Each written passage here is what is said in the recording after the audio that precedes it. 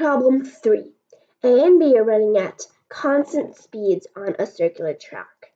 They both start at the same point and at the same time. It takes A 40 seconds to run the entire track all by himself. If the two travel in opposite directions, they meet after 15 seconds. So if they run in the same direction, it takes how many seconds for B to catch up to A? First, let's draw a picture of this so it's easier for us to visualize. This can be the circular track, and we know that they both start at the same point, let's say over here. So A goes this direction and B goes this direction. Why? A and B, they're on the different sides of the line. Well, because when I draw it, I don't want to overlap, right? I want it to be as clear as possible. So they go in opposite directions. But really, when you're on a circle, there's really no opposite directions.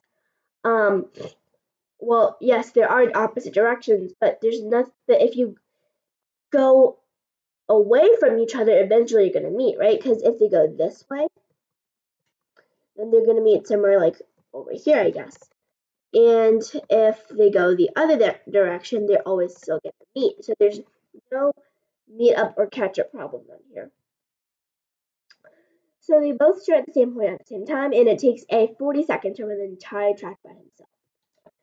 So A speed we can set as 1 over 40. Why 1/40th? Well, because we can set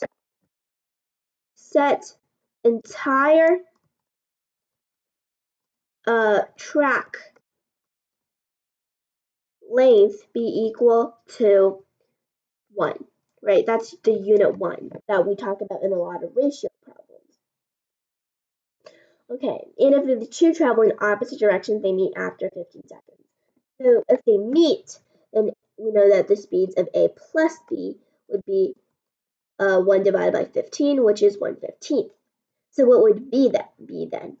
Well, B would just be 1/15th minus 1/40th, and we get 1/24th. So if they did run in the same direction, how many seconds did it take for B to catch up to A? Well, in any itinerary problem, we know that if two people are trying to catch up to one another, you first have to find their distance difference. But it's different with circles, right? Because if they go the same direction, you might just be like, well, didn't they technically just already catch up to each other because they started at the same place? Well, if B is trying to catch up to A, it means that B is faster than A. So when they start, A would be like somewhere over here, and B would be, say, all the way over here. B is faster than A, meaning that in order to catch up to A, he'll need to run a full circle to catch up to him. So the full circle, remember, is 1. That's unit 1. So 1 divided by their speed difference, which is 1/24th minus 1/40th, which is equal to 1 divided by 1/60th, which is equal to 60. So the final answer is 60 seconds.